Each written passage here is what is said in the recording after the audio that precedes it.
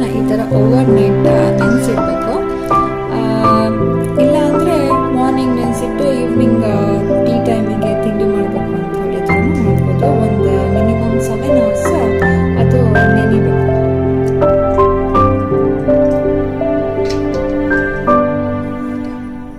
ಸ್ವಲ್ಪ ಸಾಲ್ಟ್ ಹಾಕೊಂಡಿದ್ದೀನಿ. ಆಮೇಲೆ ಒಂದು ಇಷ್ಟು ದೊಡ್ಡ ಪೀಸ್ ಜಿಂಜರ್ ಇದನ್ನು ಹಾಕೊಂಡು ಸ್ಮೂತಾಗಿ ಗ್ರೈಂಡ್ ಮಾಡ್ಕೊಳ್ಳಿ. ಜಾಸ್ತಿ ನೀರು ಹಾಕ್ಕೊಳ್ಬಾರ್ದು. ಜಾಸ್ತಿ ನೀರು ಹಾಕ್ಕೊಂಡ್ರೆ ಎಣ್ಣೆನ ಅಬ್ಸಾರ್ಬ್ ಮಾಡುತ್ತೆ. ಸೊ ಸ್ವಲ್ಪ ನೀರು ಹಾಕ್ಕೊಂಡು ಗ್ರೈಂಡ್ ಮಾಡ್ಕೊಂಡು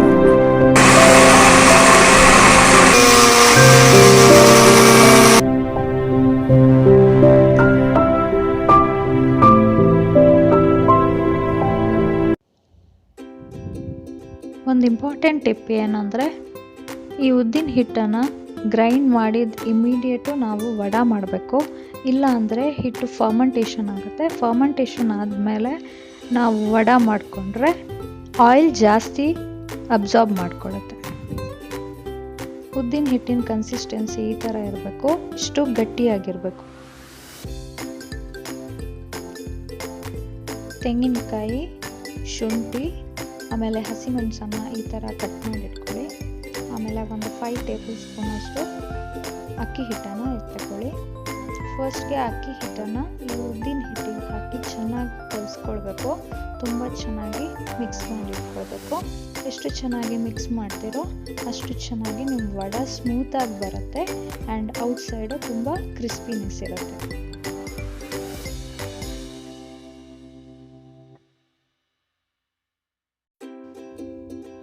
ಫೈವ್ ಟು 10 ಮಿನಿಟ್ ಅಷ್ಟೊತ್ತು ಉದ್ದಿನ ಹಿಟ್ಟನ್ನು ಈ ಥರ ಚೆನ್ನಾಗಿ ಕಲಿಸ್ಕೊಂಡು ಇಟ್ಕೊಳ್ಬೇಕು.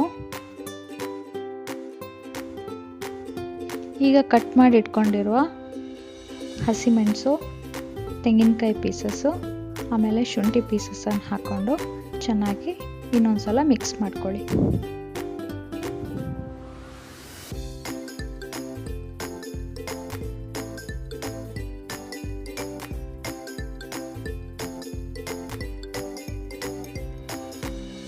ಈಗ ಬಾಣಲೆಯನ್ನು ಕಾಯೋಕ್ಕಿಟ್ಟಿದ್ದೀನಿ. ಆಮೇಲೆ ಆಯಿಲ್ ಹಾಕೋತಾ ಇದ್ದೇನೆ. ತುಂಬ ಆಯಿಲ್ ಇಟ್ಕೊಂಡಷ್ಟು ನಮಗೆ ಬೇಕಂದ್ರೆ ವಡಾನ ಮಾಡ್ಕೋಬೋದು.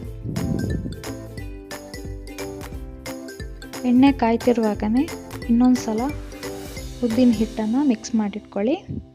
ಆಮೇಲೆ ಸ್ವಲ್ಪ ಉದ್ದಿನ ಹಿಟ್ಟನ್ನು ಎಣ್ಣೆಗೆ ಹಾಕಿ ಚೆಕ್ ಮಾಡ್ಕೊಳ್ಳಿ, ಎಣ್ಣೆ ಕರೆಕ್ಟಾಗಿ ಕಾದಿದೆ ಇಲ್ವಾ ಅಂತ. ಈ ಥರ ಹಿಟ್ಟು ಹಾಕಿದ ಕೂಡಲೇ ಬಬಲ್ಸ್ ಬಂದರೆ ಎಣ್ಣೆ ಕರೆಕ್ಟಾಗಿ ಕಾದಿದೆ ಅಂತ ಅರ್ಥ. ಎಣ್ಣೆ ಬಿಸಿಯಾದ ಕೂಡಲೇ ಈ ಥರ ಕೈಗೆ ಸ್ವಲ್ಪ ನೀರನ್ನು ಸವರ್ಕೊಂಡು ಸ್ವಲ್ಪ ಉದ್ದಿನ ಹಿಟ್ಟನ್ನು ಕೈಗೆ ತಗೊಂಡು ವಡ ಶೇಪ್ ಕೊಟ್ಟು ಆಮೇಲೆ ಎಣ್ಣೆಯಲ್ಲಿ ಡೀಪ್ ಫ್ರೈ ಮಾಡ್ಕೊಳ್ಳಿ.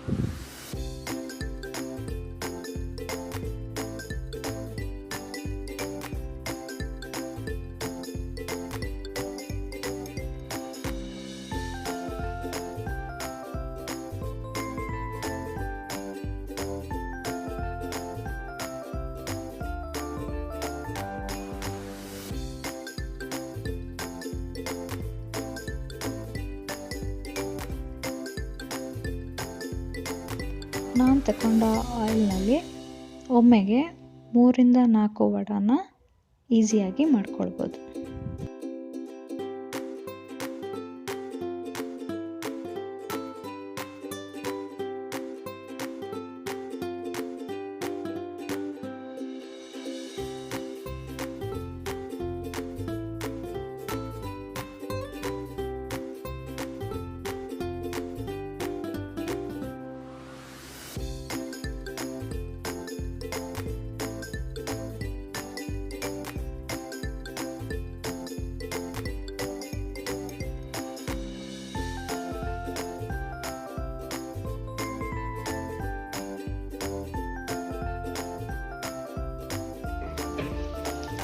ಈ ಥರ ತೂತ್ ವಡ ಮಾಡ್ಕೊಳ್ಳಿಕ್ಕೆ ಕಷ್ಟ ಆಗಿರೋರು ರೌಂಡಾಗಿನ ವಡ ಮಾಡ್ಕೊಳ್ಬೋದು. ಅಂದರೆ ಈ ಥರ ಸ್ವಲ್ಪ ಉದ್ದಿನ ಹಿಟ್ಟನ್ನು ಕೈಗೆ ತಗೊಂಡು ಹಾಗೆ ಎಣ್ಣೆಯಲ್ಲಿ ಬಿಡೋದ್ರಿಂದ ನಾವು ಇನ್ನೊಂದು ಥರ ವಡನೂ ಮಾಡ್ಕೋಬೋದು.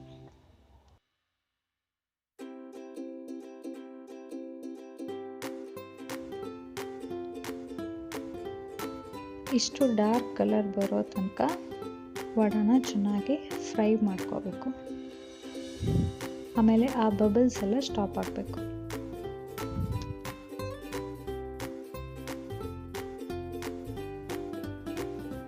ಈಗ ಉದ್ದಿನ ವಡ ರೆಡಿ ಟು ಟೇಸ್ಟ್. ತೂತ್ ವಡ ಮಾಡ್ಕೊಳ್ಳಿಕ್ಕೆ ಕಷ್ಟ ಆಗಿರೋರು ಈ ಥರ ರೌಂಡಾಗಿನೂ ವಡ ಮಾಡ್ಕೊಳ್ಬೋದು. ನೀವೇ ನೋಡಿ, ಈ ಉದ್ದಿನ ವಡ ಹೊರಗಡೆ ತುಂಬ ಕ್ರಿಸ್ಪಿ ಆಗಿದೆ, ಹಾಗೆ ಒಳಗಡೆ ತುಂಬ ಸಾಫ್ಟ್ ಆಗಿದೆ.